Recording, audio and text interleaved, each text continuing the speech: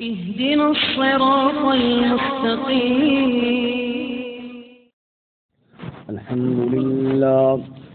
الحمد لله وكفى والصلاة والسلام على خاتم الرسل وسيد الأنبياء وعلى آله وأصحابه الأتقياء. أما بعد فأعوذ بالله من الشيطان الرجيم. بسم الله الرحمن الرحيم.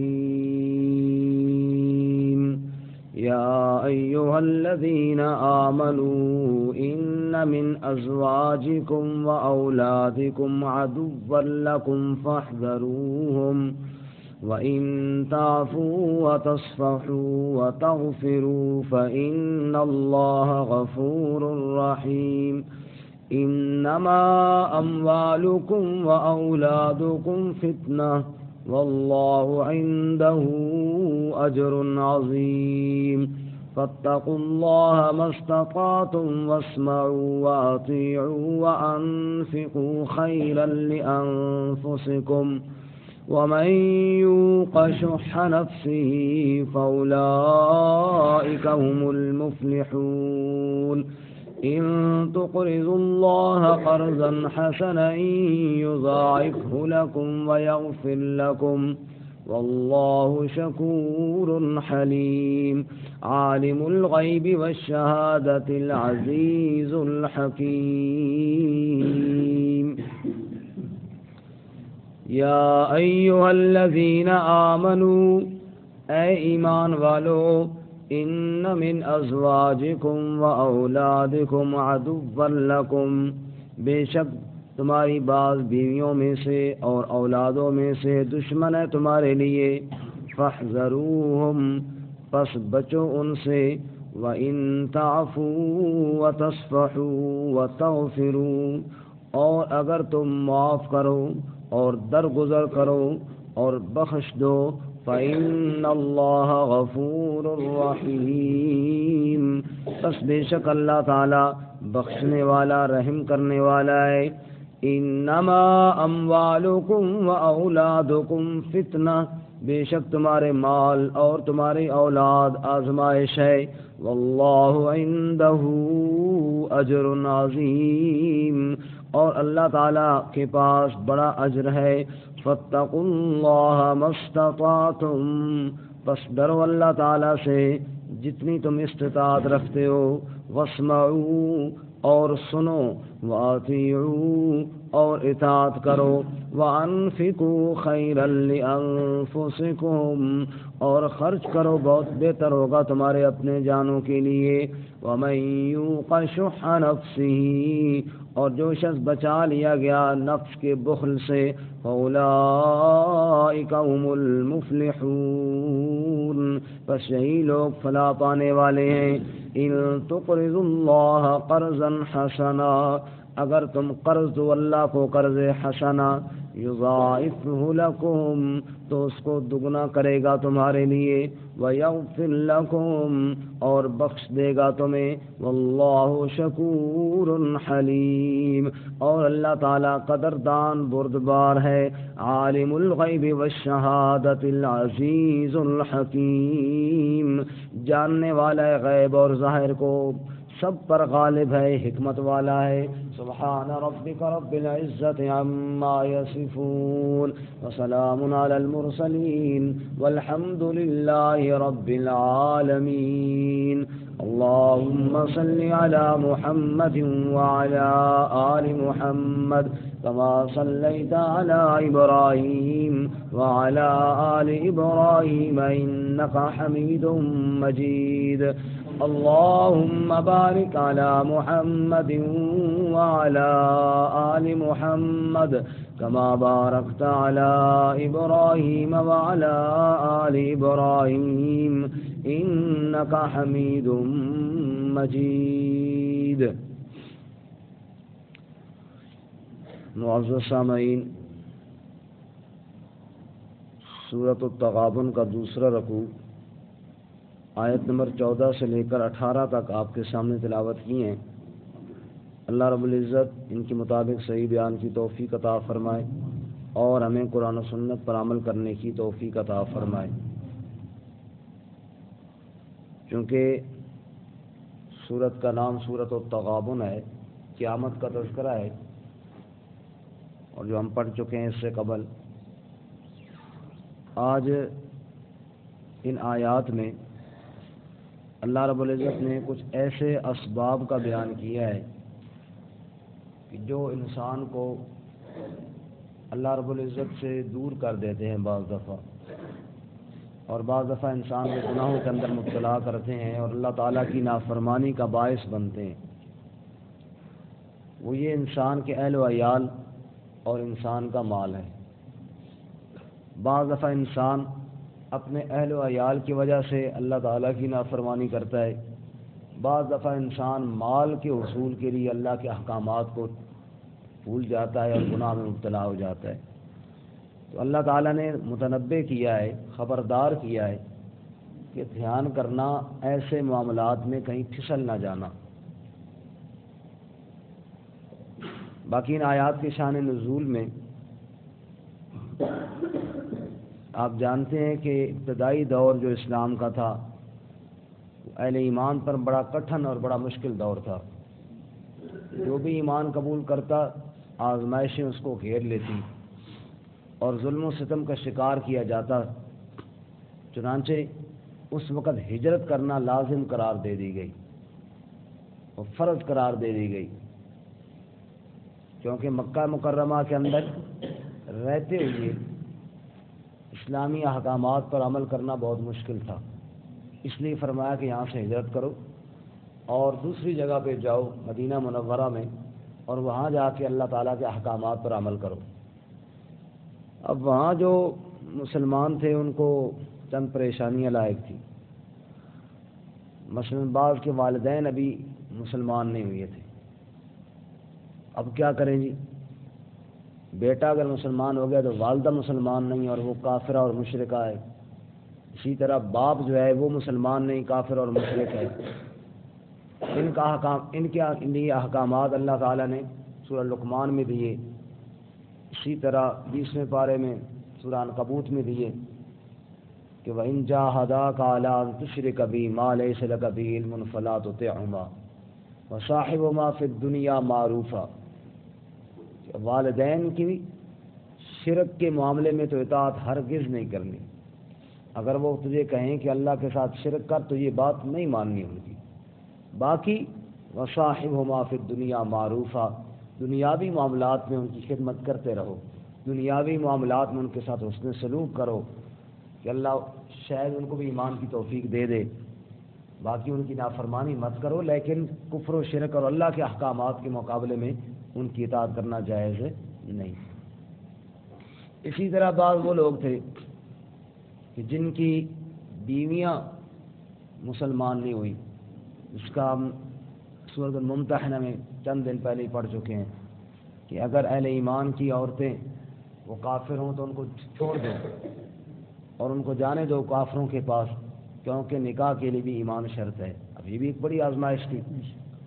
اسی طرح بعض لوگوں کے لیے بیوی اور بچے بھی آزمائش تھے۔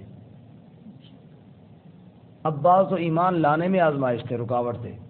مثلا باپ نے ایمان قبول کیا، اب بیٹے اور گھر والی اس کی وہ ایمان قبول نہیں کر رہے۔ باپ تو ایمان قبول کر چکا ہے، اب اس پہ تو لازم ہے کہ وہ جائے ہجرت کر کے جہاں اللہ کے رسول صلی اللہ علیہ وسلم گئے وہاں جائے، لیکن اب بیوی بچے نہیں مان رہے، اب کیا کرے؟ مشکل صورتحال تھی نا۔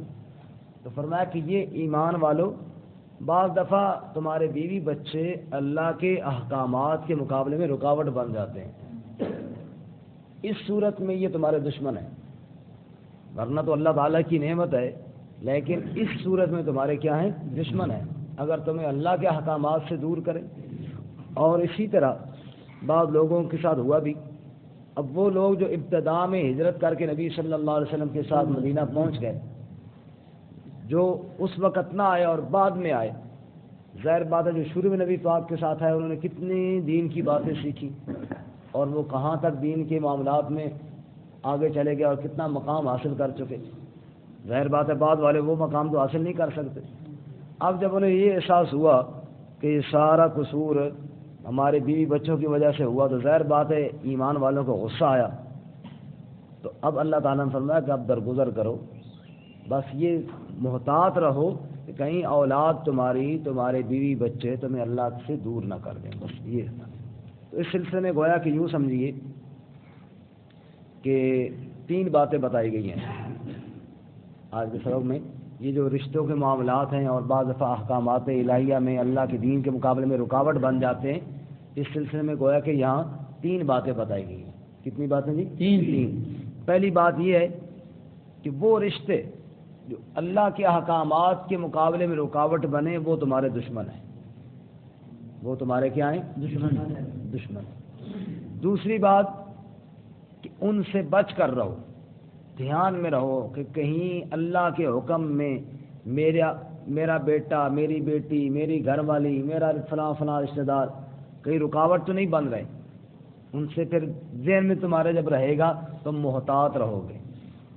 اور نمبر 3 فرمایا کہ اس کا مطلب یہ بھی نہیں ہے کہ رشتہ داروں میں تم لڑائیاں شروع کر دو، بیوی بچوں کو مارنا پیٹنا شروع کرو. درگزر کرو، صرف یہ ہے کہ محتاط رہنا ہے اور کہیں ایسا نہ ہو کہ ان کی وجہ سے تم اللہ کے احکامات کو توڑ بیٹھو.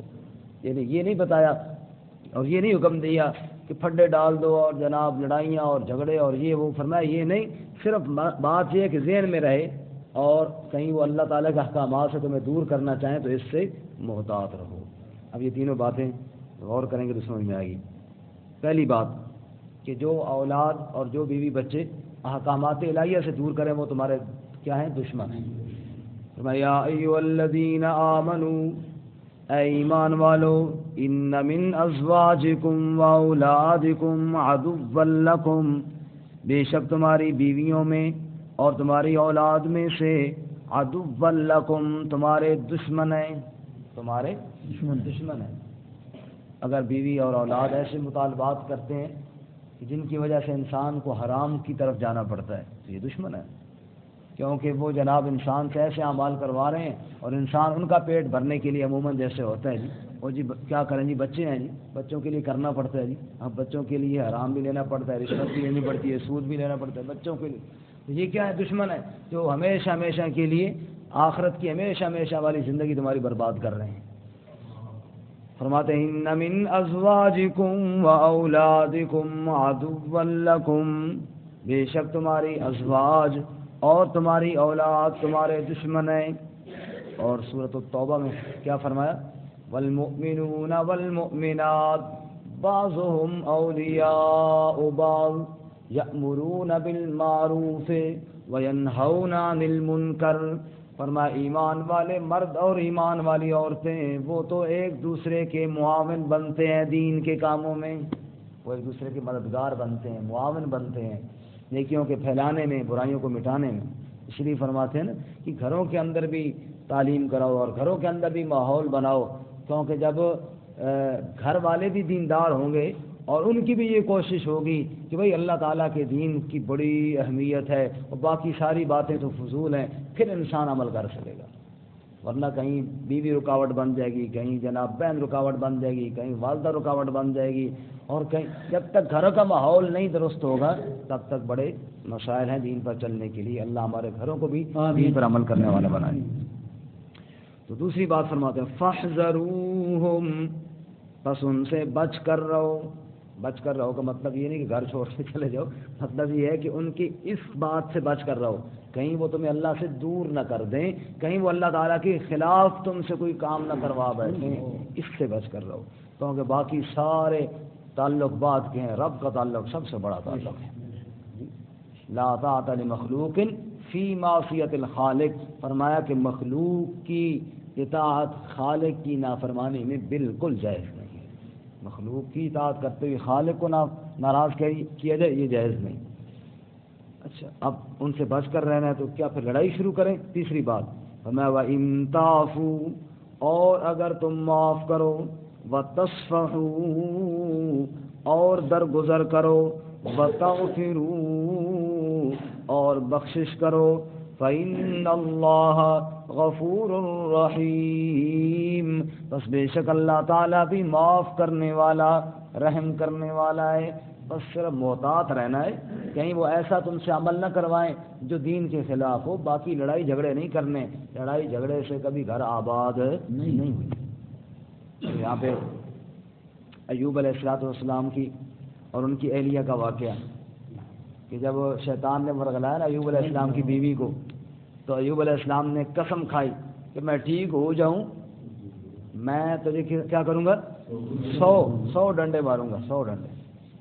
سمجھ آئی؟ جیسے ہمارے زبیر بھائی کہہ رہے تھے اجاز بھائی کو میرا ہاتھ ٹھیک ہو جائے نا میں تیرے بندوبست کرتا ہوں۔ میں نے کہا یہ تو بالکل ایوب علیہ السلام والی قسم بن گئی ہے، تو 100 ڈنڈے ماروں گا۔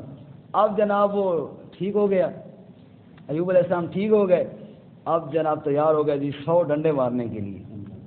اللہ تعالیٰ نے فرمایا نہ پیغمبر اب 100 ڈنڈے نہ مار، اس نے خدمت کی ہے اور ٹھیک ہوتے ہی جناب 100 ڈنڈا بندہ مارے تو اس کا تو کام پورا ہو جائے گا۔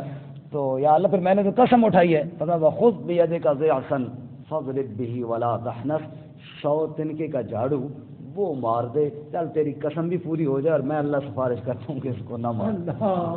اور یہاں پہ ہمارے استاد مولانا اکرم صاحب ہمارے علاقے کے بڑے بزرگ متقی پرہیزگار عالم ہیں، اللہ تعالیٰ ان کو سلامت رکھے، انہوں نے یہ بات کہی اور مجھے بڑا مزہ آیا۔ کہنے لگے اللہ کہو میرے سونے نبی تو ہے نا، یہ تو نبی نہیں نا،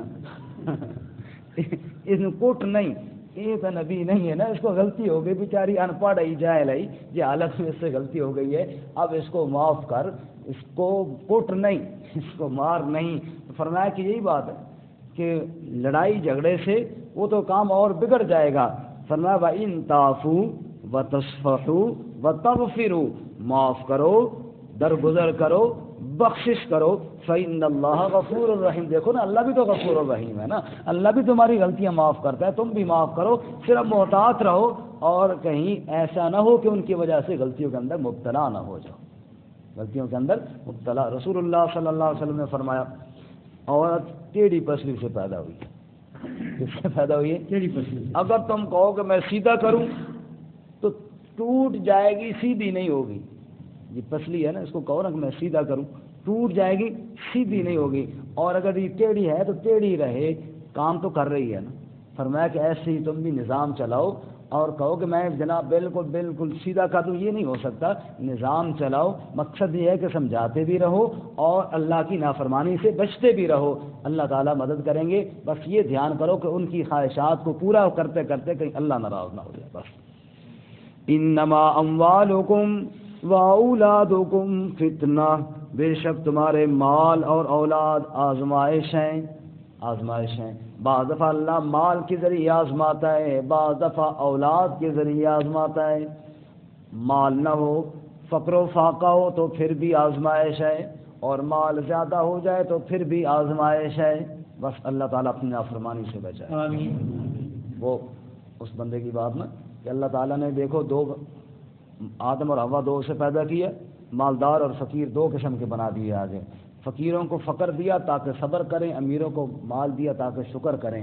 حالت یہ ہے کہ فقیروں کو صبر کوئی نہیں اور امیروں کو شکر کوئی نہیں، تو یہ آزمائش ہے نا۔ انما اموالکم واولادکم فتنہ، اسی طرح اولاد بھی آزمائش ہے۔ اولاد نہ ہو تو پھر بندہ آزمائش میں، کبھی اللہ کے علاوہ کس سے مانگ رہا ہے، کبھی در بدر کے دھکے کھا رہے، فلاں دربار پہ جاؤ جناب مٹی اٹھاؤ تو جناب اولاد ہو جائے گی۔ اللہ آزماتا ہے نا، کب میرے دربار سے آتا ہے یا کہیں اور جاتا ہے، کبھی کدھر جا رہا ہے کبھی کدھر جا رہا ہے، نہیں ہے تو آزمائش ہے، اب ہو گئی تو پھر آزمائش ہے۔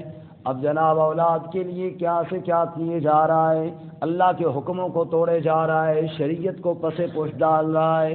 فرمایا یہ مال بھی یہ اولاد بھی آزمائش ہے، واللہ عندہ اجر عظیم، اور اللہ کے پاس تو بڑا اجر ہے۔ اگر رب العالمین کے احکامات پر عمل کرو گے تو اللہ کے ہاں تمہیں بڑا اجر ملے گا۔ اب سوال پیدا ہوتا ہے، بندہ مومن ڈر جاتا ہے، اولاد بھی آزمائش ہے، مال بھی آزمائش ہے، میں کدھر جاؤں؟ مال نہ ہو تو پھر آزمائش، مال آ جائے تو پھر آزمائش، اولاد نہ ہو تو پھر آزمائش، اولاد آ جائے تو پھر آزمائی میں جاؤں کدھر؟ اللہ نے فرمایا فاتقوا اللہ ما استطعتم، اللہ سے ڈرتے رہو جتنی تمہاری طاقت ہے۔ سبحان اللہ، یہ بڑی محبت بھری اور شفقت بھرا جملہ ہے رب کا، فاتقوا اللہ ما استطعتم، اور جتنا تم سے ہو سکے اتنا تو کرتے رہو نا، باقی کوتاہیاں میں اللہ کریم خود معاف کر دوں گا۔ اور دوسرے کا اللہ کیا فرماتے ہیں؟ لا یکلف اللہ نفسا الا وسعها، اللہ کسی کو اس کی وسعت سے بڑھ کر حکم تو دیتا ہی نہیں ہے۔ اور ایک جگہ اللہ فرماتے ہیں اتقوا اللہ حق تقاتہ، اللہ سے یوں ڈرو جیسا کہ ڈرنے کا حق ہے۔ جہاں فرماتا ہے جتنا ڈر سکتے ہو اتنا ڈرو، مقصد یہ ہے اصل میں تو اتنا ڈرنا چاہیے جتنا ڈرنے کا حق ہے۔ تم کوشش شروع کر دو، باقی کوتاہیاں تیری اللہ خود معاف فرمائے گا۔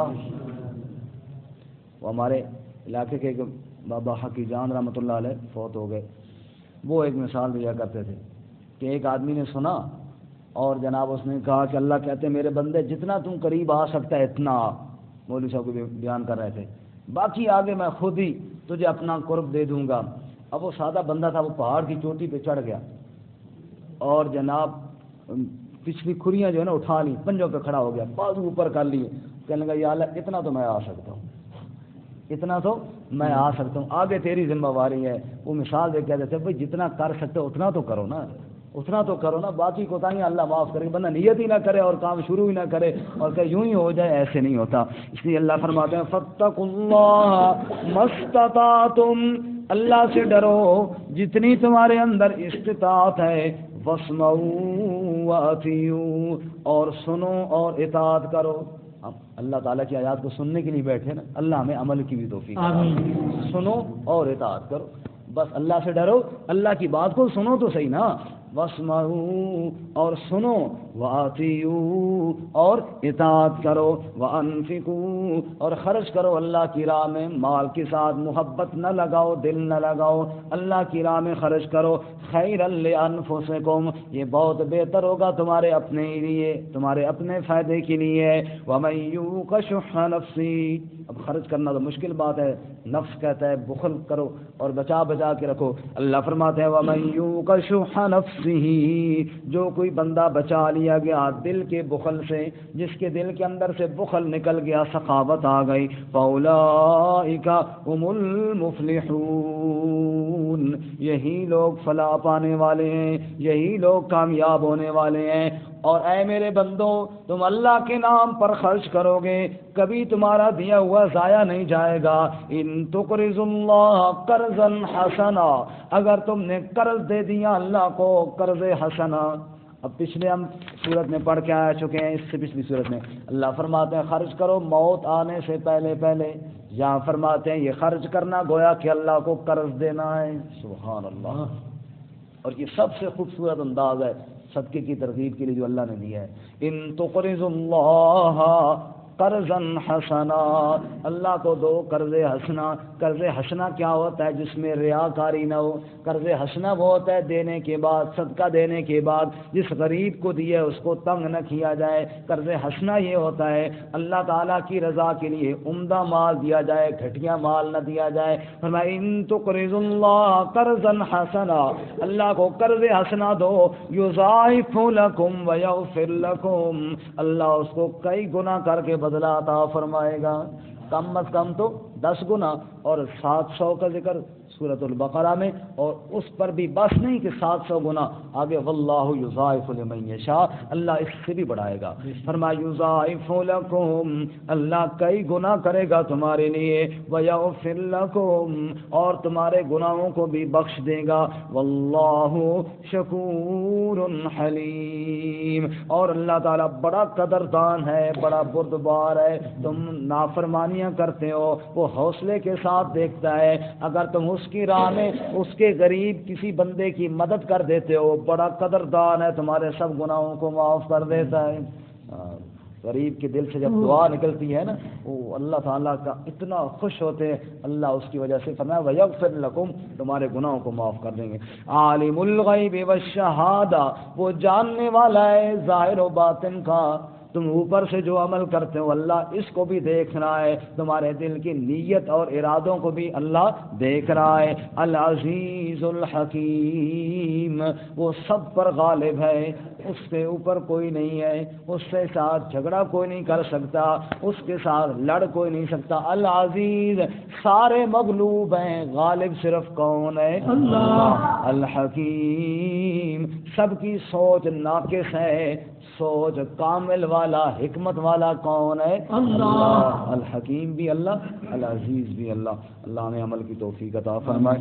ترجمہ دوبارہ سے، یا ایھا الذین آمنوا، اے ایمان والو، ان من ازواجکم و اولادکم عدوا لکم فاحذروہم، بے شک تمہاری ازواج میں سے اور اولاد میں سے دشمن ہے تمہارے، بس ان سے بچ کر رہو۔ وَإِن تَعْفُوا وَتَصْفَحُوا وَتَغْفِرُوا، اور اگر تم معاف کرو اور درگزر کرو اور بخش دو، فَإِنَّ اللَّهَ غَفُورٌ رَحِيمٌ، بس بے شک اللہ تعالیٰ بخشنے والا رحم کرنے والا ہے۔ انما اموالکم و اولادکم فتنہ، بے شک تمہارے مال اور تمہاری اولاد آزمائش ہے۔ واللہ عندہ اجر عظیم، اور اللہ کے پاس بڑا اجر ہے۔ فاتقوا اللہ ما استطعتم، پس ڈرو اللہ تعالیٰ سے جتنی تمہاری استطاعت ہے۔ واسمعوا واطیعوا، اور سنو اور اطاعت کرو۔ وانفقوا خیرا لانفسکم، اور خرچ کرو بہتر ہوگا تمہارے نفسوں کے لیے۔ ومن یوق شح نفسہ، اور جو کوئی بچا لیا گیا اپنے نفس کے بخل سے، فاولئک هم المفلحون، بس یہی لوگ فلاح پانے والے ہیں۔ ان تقرضوا اللہ قرضا حسنا، اگر تم نے قرض دیا اللہ کو قرض حسنا، یضاعف لکم ویغفر لکم، تو وہ تمہیں کئی گنا بدلہ دے گا اور گناہ بھی تمہارے معاف کر دے گا۔ واللہ شکور حلیم، اور اللہ تعالیٰ قدردان ہے، بردبار ہے۔ عالم الغیب والشہادہ، جاننے والا ہے غیب اور ظاہر کو۔ العزیز الحکیم، غالب بھی ہے، حکمت والا بھی ہے۔